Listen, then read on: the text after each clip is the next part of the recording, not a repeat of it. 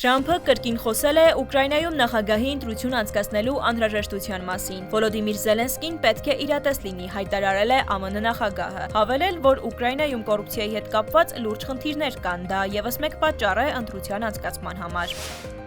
Թրամփը հայտարարել է, որ Միացյալ Նահանգները սկսել է ոսկե քարտեր տրամադրելու նախագիծ այն հարուստ օտարերկրացիների համար, որոնք ցանկանում են ապրել այդ երկրում եւ ի վերջո ստանալ քաղաքացիություն։ Սա շատ կարևոր իրադարձություն է անձամբ ինձ եւ երկրի համար։ Մենք թողարկում ենք Թրամփի ոսկե քարտը։ ԱՄՆ նախագահի խոսքով քարտերը կարելի է գնել մասնագիտացված կայքում։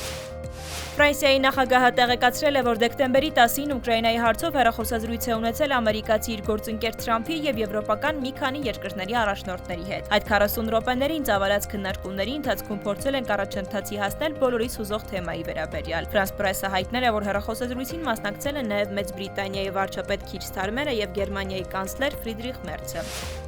Կրեմլի խոսնակը հայտնել է, որ Աշխաբադի ֆորումի շրջանակներում նախատեսվում է Ռուսաստանի նախագահ Պուտինի եւ Թուրքիայի նախագահ Էրդողանի հանդիպումը։